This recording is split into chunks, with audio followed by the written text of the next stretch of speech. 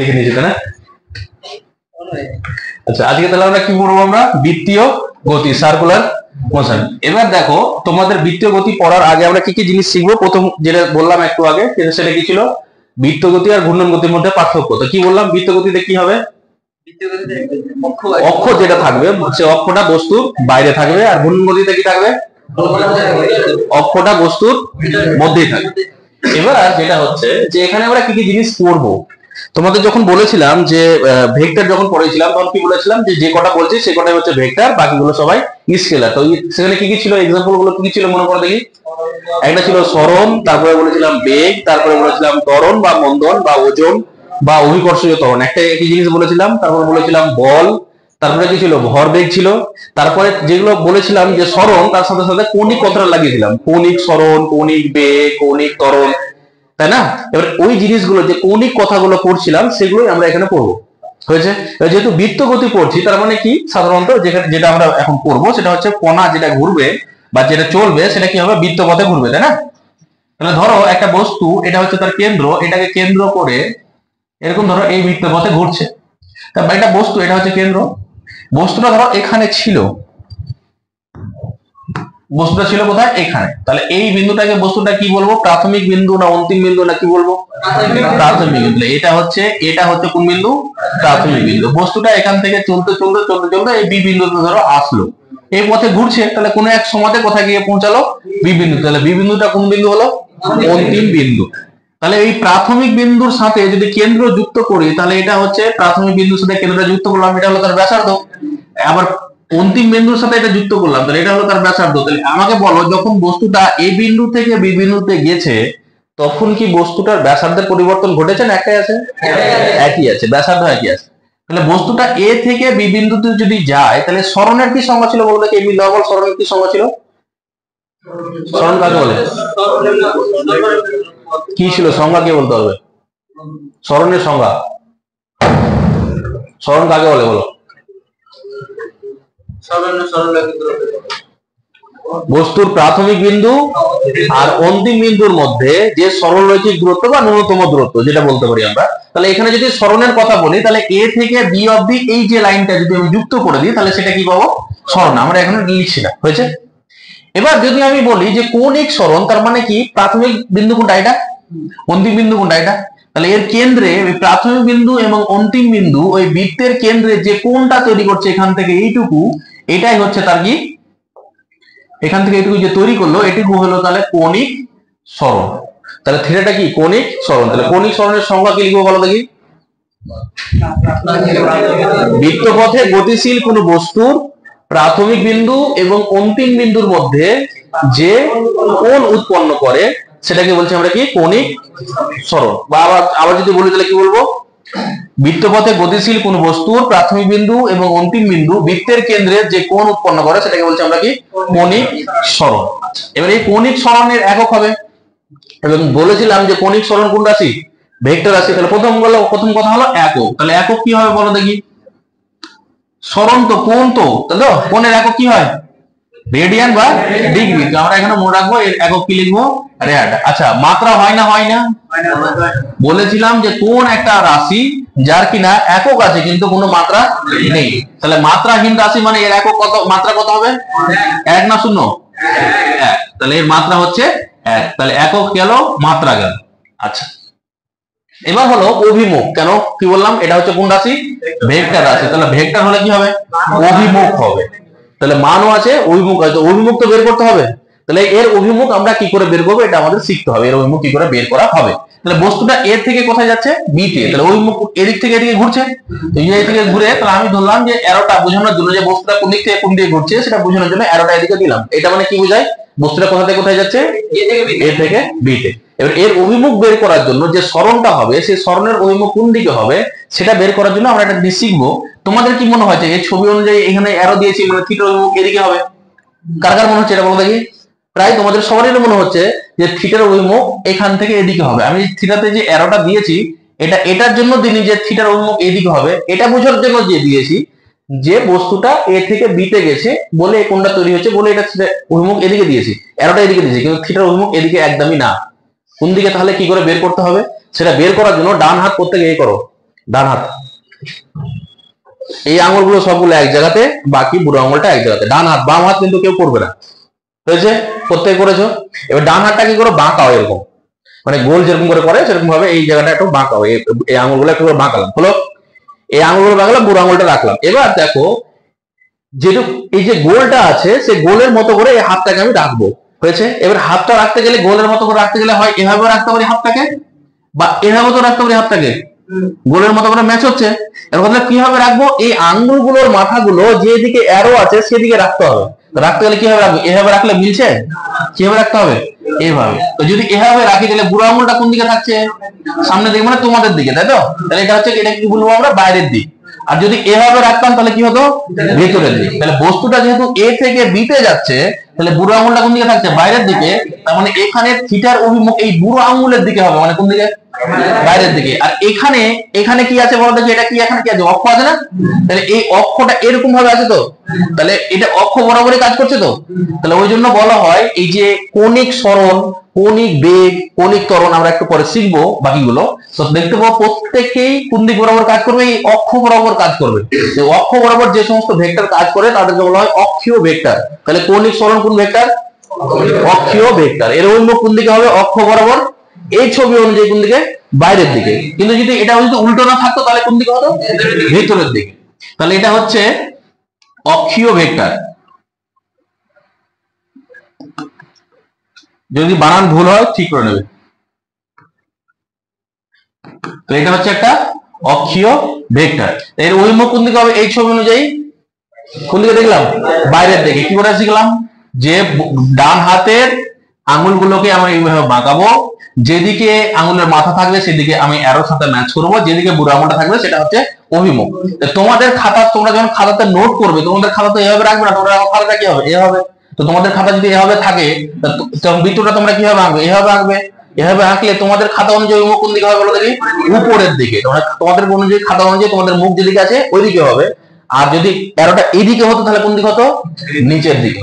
মানে এটা বোঝানোর জন্য আমরা দুটো চিহ্ন ইউজ করে থাকি। যদি কোথাও এই চিহ্নটা ইউজ করি, গোল করে ডট চিহ্ন দিই, এটা মানে বোঝায় ভিতর দিক থেকে বাইরের দিকে। তাহলে এখানে কোন চিহ্ন ইউজ করা উচিত, এই চিহ্ন অনুযায়ী ডট চিহ্ন এখানে কেন্দ্রে ইউজ করা উচিত। হয়েছে? আর যদি এই চিহ্নটা আমরা কোথাও ইউজ করি, এটা মানে হয় কোন দিকে, বাইরের দিক থেকে ভেতরের দিকে। ঠিক আছে? তো এই চিহ্ন দুটো আমরা পড়বো আবার যখন আমরা ক্লাস 12 এ উঠবো, চুম্বক পড়বো, তখন পড়বো। তাই এখানে আমরা নোট দিয়ে লিখে রেখে দিচ্ছি খাতার এক সাইডে, যে এটা মানে কোন দিকে বললাম, বাইরের দিকে। মানে বলতে গেলে বোর্ড থেকে বাইরের দিকে, তোমাদের খাতা হলে খাতা থেকে কোন দিকে, উপরের দিকে। আর এটা মানে কোন দিকে, ভেতরের দিকে।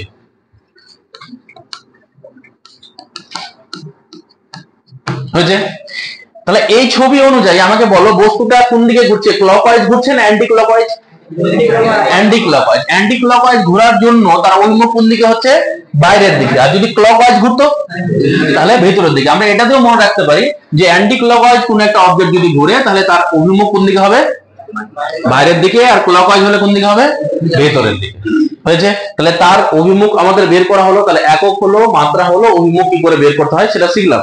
কি শিখলাম, যে সরণটা হচ্ছে কোনটা, কোন ভেক্টর আছে, অক্ষীয় ভেক্টর। তার অভিমুখ কোন দিকে হবে, অক্ষ বরাবর। এই ছবি অনুযায়ী বাইরের দিকে হবে। এবার আমাদের যেটা করতে হবে সেটা হচ্ছে কৌণিক সরণ আর রৈখিক সরণের মধ্যে সম্পর্ক। হেডিং করো কৌণিক সরণ ও রৈখিক সরণের মধ্যে সম্পর্ক। তাহলে এবার হচ্ছে কৌণিক সরণ আর রৈখিক সরণের মধ্যে সম্পর্ক। লিখে হেডিং করো কৌণিক সরণ ও রৈখিক সরণের মধ্যে সম্পর্ক। কৌণিক ও রৈখিক সরণ এর মধ্যে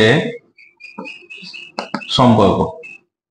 এবার ক্লাস 10-এ তোমরা ভালো করে মনে করো, ক্লাস 10-এ তোমরা একটা পড়েছিলে, সেটা হচ্ছিল S = R × থিটা ছিল, মনে আছে? এসটা কি ছিল, বৃত্তচাপ। আরটা হচ্ছে কি, ব্যাসার্ধ। আর থিটাটা হচ্ছে কোণ। তাহলে এখানে এই ছবি অনুযায়ী দেখো, এখান থেকে এইটুকু হচ্ছে কত, S। তাহলে এটা হচ্ছে রৈখিক সরণ, আরটা হচ্ছে ব্যাসার্ধ, আর থিটাটা কি, কৌণিক সরণ। এটাই তো তাদের মধ্যে সম্পর্ক বলতে পারি। কিন্তু যদি আমি ভেক্টর আকারে বলতে চাই, ভেক্টর সম্পর্ক কি হবে, তাহলে এবার একটু ভালো করে ভেবে দেখো, এই এসটা কি সরণ, তো সরণ ভেক্টর আছে না স্কেলার আছে, ভেক্টর আছে। আর হচ্ছে ব্যাসার্ধ, ব্যাসার্ধটাও কিন্তু এখানে কি হবে ভেক্টর রাশি। তাহলে ব্যাসার্ধ হচ্ছে ভেক্টর রাশি, থিটা কনিক সরণ, কনিক সরণ কোন রাশি ভেক্টর রাশি। এইটা এ দুটো ভেক্টর, এটাও ভেক্টর, তাহলে দুটো ভেক্টরকে গুণ করে আবার যদি ভেক্টর পাওয়া যায় তাহলে সেখানে কোন প্রোডাক্ট নিতে হয় ক্রস না ডট? দুটো ভেক্টরকে গুণ করে আবার যদি ভেক্টর পাওয়া যায় সেখানে কোন প্রোডাক্ট নিতে হয় ক্রস প্রোডাক্ট না ডট প্রোডাক্ট? Cross product. তাহলে এখানে s ইকুয়ালস টু হয় আর ক্রস থিটা হবে, আর না হলে আরেকটা অপশন হতে পারে, সেটা কি থিটা ক্রস। এবার আমাদের দেখার বিষয় হলো কোনটা হবে, নিচেরটা হবে না উপরেরটা হবে। হয়েছে যে কোনটা ঠিক। যদি বলে যে ভেক্টর সম্পর্ক লিখো তাহলে এই দুটোর মধ্যে একটা হবে, যেটা হবে এখন আমরা ঠিক করছি, সেটা আমাদের লিখতে হবে পরীক্ষাতে। আর যদি বলে যে সম্পর্ক লিখো তাহলে ভেক্টর সম্পর্ক লিখতে পারো, ওটাও লিখতে পারো। হয়েছে, এবার কোনটা হবে, উপরেরটা হবে না নিচেরটা হবে, সেটা আমরা দেখবো। হয়েছে, তোমরা আমাকে পেন দাও, দুটো পেন দাও। এবারে বোর্ড অনুযায়ী সবগুলো মিলাবে। এই বোর্ড অনুযায়ী আমাকে বলো যে থিটার অভিমুখ কোন দিকে, বাইরের দিকে। তার মানে ধরো এই পেনটা হচ্ছে থিটার অভিমুখ, তাই না? কোন দিকে, বোর্ড থেকে বাইরের দিকে, মানে এদিকে হচ্ছে কার অভিমুখ, এটা কার অভিমুখ থিটা। আচ্ছা, এই পয়েন্টের কথা যদি বলি তাহলে এটা হচ্ছে কার অভিমুখ, এখান থেকে এটুকু কার অভিমুখ, ব্যাসার্ধ আর অভিমুখ। হয়েছে। আচ্ছা, এসটা কোন দিকে আছে, এসটা এরকম হচ্ছে না, মানে বোর্ড অনুযায়ী যদি মিলাই দেবে এসটা এরকম হচ্ছে না। দেখো তিনটাই দেখো ভালো করে মিলছে কিনা। এটা হচ্ছে এইদিকে, এটা হচ্ছে এদিকে, আর এটা হচ্ছে এদিকে। হয়েছে, তিনটা মিলছে। এসটা কোন দিকে, এইদিকে, এটা মিললো। এটা হচ্ছে আর এটা হলো থিটা। এবার আমরা মিলিয়ে দেখবো যে এস এস কোন প্রোডাক্ট করলে এস এর সাথে অভিমুখ মিলে যাচ্ছে। হয়েছে, তোমাদের ক্রস প্রোডাক্ট করেছিলাম মনে আছে, ডান হাত দিয়ে বলেছিলাম কি, তোমাদেরকে বলেছিলাম না বলিনি? বলিনি। যদি না বলে থাকে তাহলে এটা দেখে নাও, এটা আলাদা করে এক সাইডে লিখে নাও। ডান হাত আমি এখানে আঁকার চেষ্টা করছি আর কি, আমি তো বড় আর্টিস্ট না, খুব সুন্দর ছবি হবে আর কি। এটা হলো আমাদের ডান হাত। হয়েছে, এটা একটু ঠিকঠাক করে মেকআপ করে করা যেতে পারতো আর কি বললে। এটা কি হয়েছে, কংগ্রেস। আচ্ছা, যা হলো আর কি, মোটামুটি একটা হলেই হলো, আমাদের মোটামুটি একটা ছবি হলেই হলো। হয়েছে, এটা হচ্ছে ডান হাত। হয়েছে, এবার এই ডান হাতের এই দিকটা হচ্ছে একটা ভেক্টর বোঝাবে, আর এই আঙুলগুলো একটা ভেক্টর বোঝাবে। হয়েছে, এই দিকে যে ভেক্টর থাকবে সেটা হবে ফার্স্ট ভেক্টরকে বোঝাবে। তাহলে এইখানে যদি আমি আর ক্রস থিটা বলি তাহলে ফার্স্ট ভেক্টরকে আর, আর সেকেন্ড ভেক্টর হলো থিটা, আর এটা হচ্ছে সেকেন্ড ভেক্টরকে বোঝাবে। হয়েছে, তাহলে আর ক্রস থিটা হাতের তালু যেদিকে থাকবে, হাতের তালু কোন দিকে আছে, সামনের দিকে। তাহলে আমি যদি এরকম করে বলি, আমি হাতটা যদি এভাবে রাখি তাহলে হাতের তালুর অভিমুখ কোন দিকে, উপরের দিকে। যদি হাতটা এভাবে রাখি এইদিকে, যদি হাতটা এভাবে রাখি তাহলে এদিকে। সবাই তালুর সাথে যেটা লম্ব থাকবে সেটা হবে কার দিক, এই ক্রস প্রোডাক্ট করে পাবো যেটা, সেটার দিক। এটা বোঝানোর জন্য আমি বলছি যে এটা হচ্ছে, এটাকে এভাবে বুঝাচ্ছি আমি, এটা হচ্ছে কার দিক, তাহলে এন ক্যাপ। এন ক্যাপটা কার অভিমুখ বুঝাবে, ক্রস প্রোডাক্টের অভিমুখ, মানে এই দুটো যেদিকে থাকবে তার লম্ব দিকটাকে বোঝাবে। হয়েছে, তাহলে আমি যখন এই আর ক্রস থিটা করলে মিলছে না থিটা ক্রস আর করলে মিলছে সেটা আমরা দেখবো। কি বললাম, এটা কোন ভেক্টর বোঝাবে, আর এটা বোঝাবে সেকেন্ড ভেক্টর। তাহলে এইটা অনুযায়ী আরটা হবে বুড়ো আঙুল বরাবর, থিটাটা হবে এই আঙুলগুলো বরাবর। আর এটা অনুযায়ী হলে থিটাটা হবে কোন দিক বরাবর, বুড়ো আঙুল বরাবর, আর আরটা হবে বাকি আঙুলগুলো বরাবর। তাহলে দেখবো যে কোনটার ক্ষেত্রে এটা মিলছে। হয়েছে, এবার এখানে মিলাও যে কোনটার ক্ষেত্রে আমাদের এটা মিলছে। হয়েছে, ক্রস প্রোডাক্ট আমরা এভাবে মিলাবো, তাহলে আমাদের সুবিধা হবে। তাহলে এটা কার দিক বললাম, থিটা। এটা কার দিক, আরেক দিক, তাই না? আচ্ছা, এটা কার দিক, এস।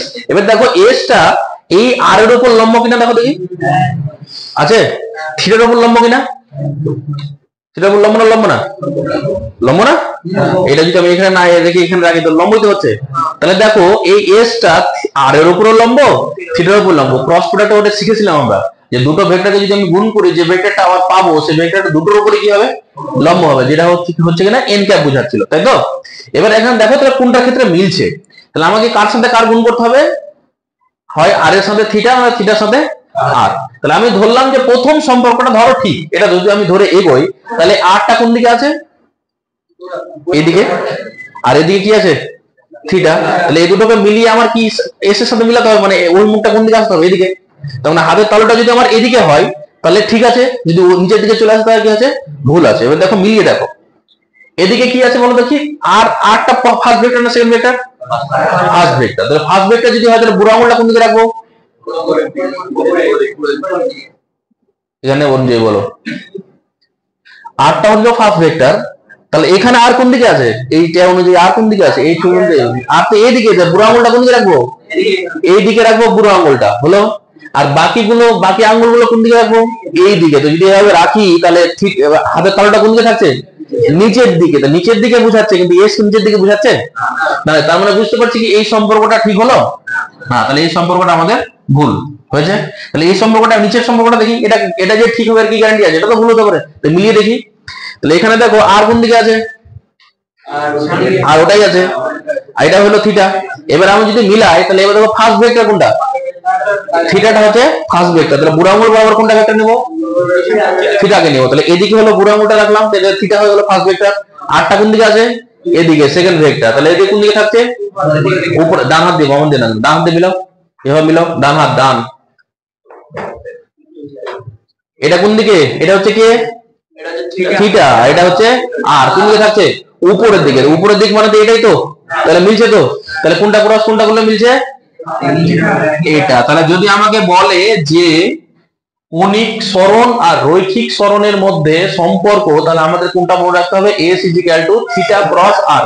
উপরেরটা কিন্তু ভুল করে লিখবে না, তো ভুল হয়ে যাবে। হয়েছে?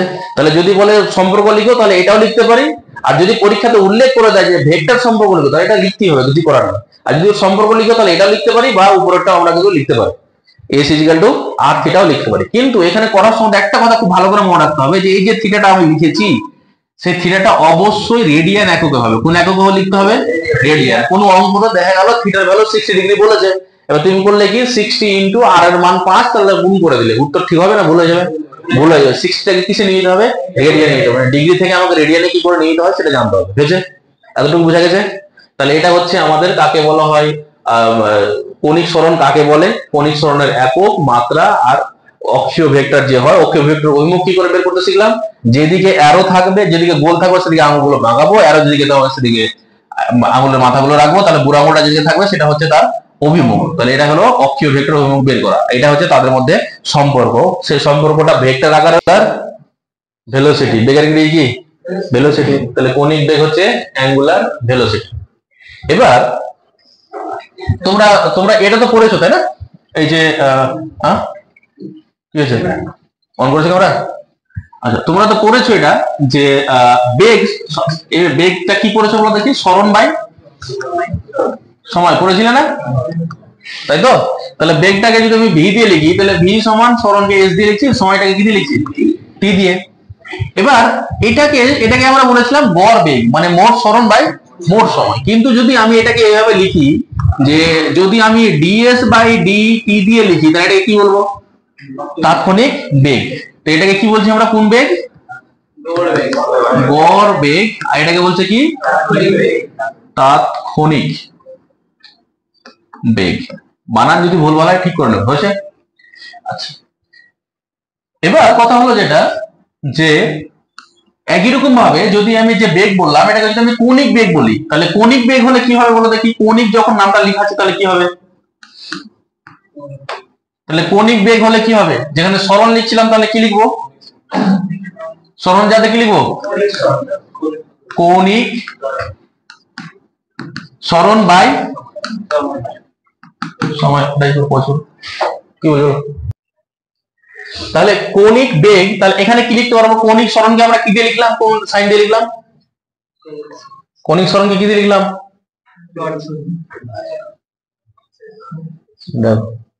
কৌণিক সরণকে কি দিয়ে লিখলাম? এর আগে থিটা দিয়ে লিখলাম না? থিটা হলো কৌণিক সরণ, সময় কি? টি। আচ্ছা, কৌণিক বেগকে আমরা লিখি ডাব্লুর মতো চিহ্ন, কিন্তু ডাব্লু বলি, এটা কি বলা হয়? ওমেগা। তাহলে omega is equal to theta by T. তাহলে এটাকে কি বলা উচিত? আচ্ছা, আরেকটা লিখতে পারি কি? D theta DT. তো এটাকে কি বলবো? তাৎক্ষণিক কৌণিক বেগ। আর ওটা কি বলবো? গড় কৌণিক বেগ। লিখে নাও ওটা, এটা তাৎক্ষণিক কৌণিক বেগ, ওটা হলো গড় কৌণিক বেগ। এটা হচ্ছে গড় কৌণিক বেগ, এটা হচ্ছে তাৎক্ষণিক কৌণিক বেগ।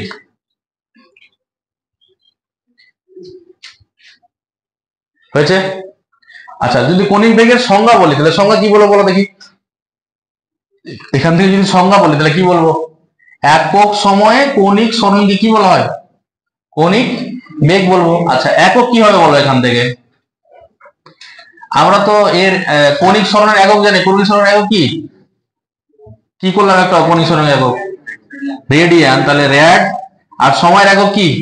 Second, rad per second. তাহলে আমরা এককটা কি লিখতে পারি? Rad second minus 1। আচ্ছা, মাত্রা কি হবে? আমরা তো জানি কৌণিক সরণের মাত্রা হয় না, সরণের মাত্রা কত? 1। আর সময়ের মাত্রা কত? সময়ের মাত্রা কি? Capital T. তাহলে কত হয়ে যাচ্ছে? টি মাইনাস 1। আচ্ছা, এটা কি বললাম একটু আগে? কৌণিক সরণ যেরকম ছিল অক্ষীয় ভেক্টর, কৌণিক বেগটাও কি অক্ষীয় ভেক্টর। তাহলে এটি একটি কোন ভেক্টর?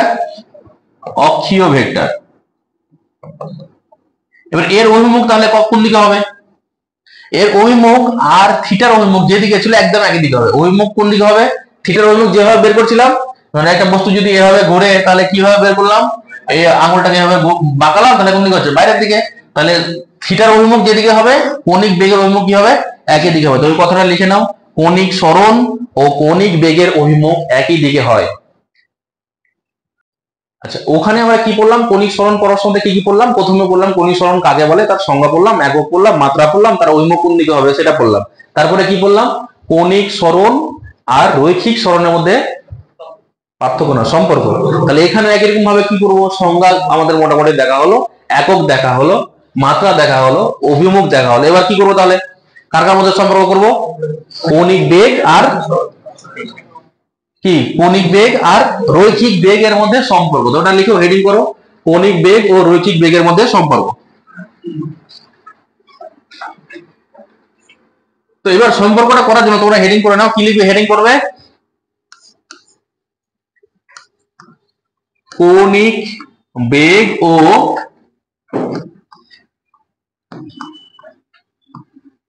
রৈখিক বেগ এর মধ্যে সম্পর্ক।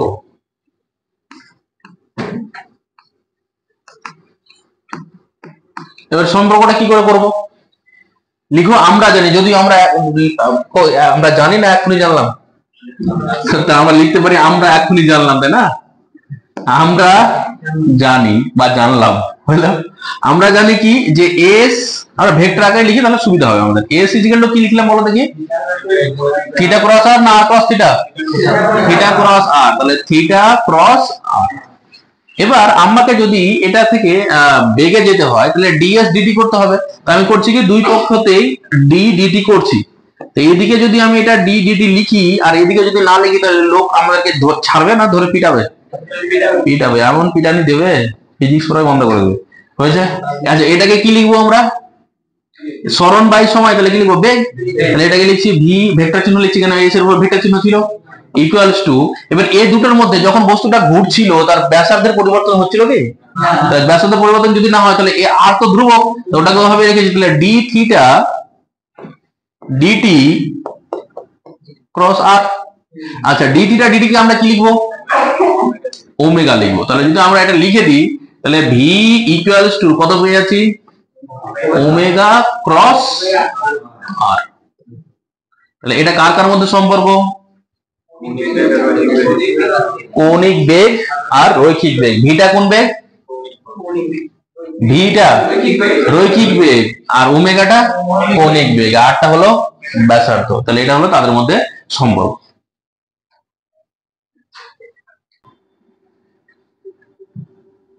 এবার ধরো অঙ্ক যদি আমি বলতে চাই, প্রথম টাইপের অঙ্ক, প্রথম যদি আমরা বলি তাহলে ঘড়ির কাঁটা দিয়ে করবো। ঘড়ির কটা কাঁটা থাকে? অঙ্ক করছো? ঘড়ি কটা থাকে? 3টা। কাঁটাগুলোর নাম কি কি? পা গুলো কি কি নাম বলো?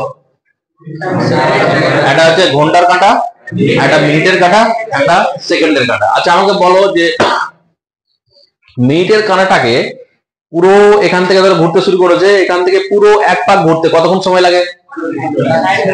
এখান থেকে যদি ঘড়ি কাঁটা এমনে ঘুরে, তোমাদের অনুযায়ী এমনে ঘুরে, তাই তো? তাহলে পুরো এক পাক ঘুরতে কতক্ষণ সময় লাগবে? 60 মিনিট। সেকেন্ডের কাঁটা, সেকেন্ডের 60 সেকেন্ড, তাই তো? আচ্ছা, মিনিটের কাঁটাকে পুরো এক পাক ঘুরতে কতক্ষণ সময় লাগে? 60 মিনিট মানে 1 ঘন্টা। আর ঘন্টাটাকে 12 ঘন্টা, তাই তো? 12 ঘন্টা না 24 ঘন্টা? 12 ঘন্টা। আচ্ছা, তো লিখো, অঙ্ক লিখো। ঘড়ির কাঁটার, ঘড়ির অঙ্ক লিখে নাও, লিখো ঘড়ির, ঘড়ির কাঁটা লিখো না, ঘড়ির। আচ্ছা লিখো, ঘড়ির সেকেন্ডের কাঁটা কমা মিনিটের কাঁটা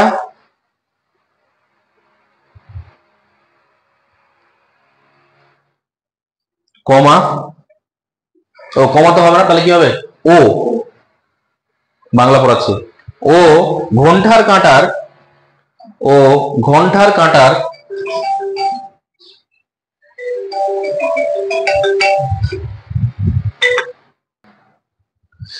তাহলে কি বললাম? ঘড়ির কিসে কিসে বললাম? ঘড়ির সেকেন্ডের কাঁটার, মিনিটের কাঁটা ও ঘন্টার কাঁটার কৌণিক বেগের অনুপাত নির্ণয় করো। কৌণিক বেগের অনুপাত নির্ণয় করো। দেখো, পরীক্ষাতে কোশ্চেন এটা থাকতে পারে যে সরাসরি এটা কোশ্চেন থাকতে পারে যে ঘড়ির সেকেন্ডের কাঁটার কৌণিক বেগ নির্ণয় করো, এটা থাকতে পারে, বা এটা থাকতে পারে ঘড়ির ঘন্টার কাঁটার কৌণিক বেগ নির্ণয় করো, এটা থাকতে পারে। কিন্তু আমি যেটা করলাম, এটা দিয়ে 3টা অঙ্ক একবারই হয়ে যাবে, হয়েছে। এবার কথা হলো, যদি আমি বলি যে সেকেন্ডের কাঁটার কৌণিক বেগ, তাহলে কৌণিক বেগ ওমেগাকে কি দিয়ে লিখলাম? থিটা বাই টি, তাই তো? তো সেকেন্ডের কাঁটার কথা যদি বলি, পুরো এক পাক ঘুরতে যদি ঘুরে, তাহলে পুরো এক পাক যদি যখন ঘুরছে তখন তার কতক্ষণ টাইম লাগছে? 60 সেকেন্ড। পুরো এক পাক ঘুরলে কতক্ষণ তৈরি করবে? 360। কিন্তু কি বললাম, থিটাটা কিসে লিখতে হবে? রেডিয়ান। রেডিয়ান মানে কত, কি লিখবো? 2 পাই। তাহলে ওমেগা যদি আমি সেকেন্ডের কাঁটার জন্য বলি, তাহলে এটা ওমেগা এস দিয়ে লিখছি। কত পাক, কতটা ঘুরছে? 2 পাই ঘুরছে। কতক্ষণ টাইম লাগছে? 60 সেকেন্ড। তাহলে এত একক কি লিখবো? র্যাড পার সেকেন্ড। এটা কার গেল? কোনটা কাঁটার? সেকেন্ডের কাঁটা। তো তোমরা যখন ভাষার ল্যাঙ্গুয়েজ লিখবে তখন লিখবে যে ঘড়ির সেকেন্ডের কাঁটার কৌণিক বেগ, দিয়ে এটা লিখে দেবে, হয়েছে। হচ্ছে মিনিটের কাঁটার কৌণিক বেগ। তো মিনিটের কাঁটার কৌণিক বেগ কি হবে? কত? এক পাক ঘোরা মানে কতক্ষণ ঘোরা? তাহলে 2 পাই। কতক্ষণ টাইম লাগছে? 60 মিনিট মানে কত সেকেন্ড? 3600। তাহলে এখানে 3600 সেকেন্ড। তাহলে এটা কি লিখবে? এত র্যাড বার। তুমি যদি বলো, মনে করো যে 2 পাই বাই 3600 না লিখে আমি 60 লিখবো, তাহলে উত্তর কি লিখতে হতো? 2 পাই বাই 60 র্যাড পার সেকেন্ড না লিখে লিখতাম মিনিট লিখতাম। কিন্তু আমরা একই লিখছি, একই এককে বের করছি এই কারণের জন্য, যেহেতু আমাদেরকে অনুপাত বের করতে বলেছে। আচ্ছা, তারপর হচ্ছে ঘন্টার কাঁটা। তো এখানে কি লিখবো তাহলে? Omega H, hour hand. তাহলে এটার ক্ষেত্রে কত হবে তাহলে? 2 পাই। এক পাক ঘুরতে কতক্ষণ সময় লাগে? 12 ঘন্টা। তাহলে 12 ইন্টু কত লিখবো? 3600। এত র্যাড পার সেকেন্ড, হয়েছে। এবার যদি অনুপাত বলি, অনুপাত অঙ্ক দেখি কি বলেছে? আগে ঘন্টার কাঁটা না সেকেন্ডের কাঁটা বলেছে? সেকেন্ডের কাঁটা। তাহলে অনুপাত যদি বলি, তাহলে সেকেন্ডের কাঁটা, তারপরে মিনিটের কাঁটা বলেছি, তারপরে কি বলেছি? ঘন্টার কাঁটা। যদি বলি তাহলে সেকেন্ডের কাঁটা কত হচ্ছে? 2 পাই বাই 60 ইস টু, তারপরে কত? 2 pi by 3600 3600 is two 2 pi by 12 into 3600। এটা যদি সিম্পলিফাই করি, তাহলে 2 পাই বাই 60 সব থেকে বাদ দিয়ে দাও, তাহলে কত হলো? 1 ইস টু 1 বাই কত থাকছে? এখানে 60 থাকছে। আর এখানে কত থাকছে? 1 বাই 60 ইন্টু 12। 60 ইন্টু 12 মানে কত হচ্ছে? 720 নাকি? 772, 12 তাহলে 720। তাহলে হচ্ছে এটাকে একটা কাজ করো, পুরোটাকে 720 দিয়ে গুণ করে দাও। গুণ করলে এটা প্রথমটা কত আসবে? 720 ইস টু এটা কত আসবে? 12 আসবে। আর এটা কত আসবে? 1। এটা হলো তাদের অনুপাত, 720 ইস টু 12 ইস টু 1। হয়ে গেছে। তাহলে আমাদের কি কি হলো? কি কি শেখা হলো? রৈখিক সরণ, কৌণিক সরণ এর মধ্যে সম্পর্ক শিখলাম। রৈখিক কৌণিক বেগ কাকে বলে, কৌণিক বেগ আর রৈখিক বেগের মধ্যে সম্পর্ক শিখলাম। এখান থেকে অঙ্ক করলাম, বলো। তারপরে যেটা করব সেটা হচ্ছে, আর কি বেঁচে আছে তাহলে? কৌণিক ত্বরণ, তাই তো? এবার লিখো কণিক ত্বরণ লিখো।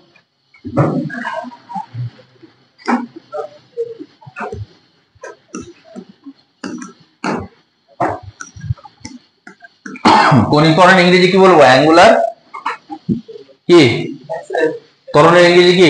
অ্যাক্সেলারেশন। তাহলে অ্যাঙ্গুলার অ্যাক্সেলারেশন। এবার কণিক ত্বরণ কাকে বলবো সেটা দেখবো। এটা দেখার আগে আগে এমনিতে বলো রৈখিক ত্বরণ কাকে বলবো আমরা? রৈখিক ত্বরণ। রৈখিক ত্বরণকে আমরা কি দিয়ে লিখেছিলাম? এ দিয়ে, তাই না? তো এটাকে কি বলেছিলাম? বেগের পরিবর্তন বাই সময়। তাহলে বেগের পরিবর্তন মানে হচ্ছে ভি মাইনাস ইউ বাই কি? টি। এটাকে কি বলবো আমরা? গড় ত্বরণ। আর তাৎক্ষণিক হলে কি লিখবো? DV DT. তাহলে একই রকম ভাবে যদি আমি বলি রৈখিকের জায়গাতে যদি কণিক লাগাই তাহলে কি হবে? কণিক ত্বরণ যদি আমি বলি তাহলে কণিক ত্বরণকে আমরা আলফা চিহ্ন দিলে কি দিলে কি বললাম? আলফা। তাহলে আলফা ইকুয়ালস টু কি হবে? এখানে এখানে যেরকম ছিল রৈখিক বেগ এর পরিবর্তন বাই সময়, তাহলে এখানে কি হবে? কণিক বেগের পরিবর্তন, কণিক বেগ এর পরিবর্তন বাই কি?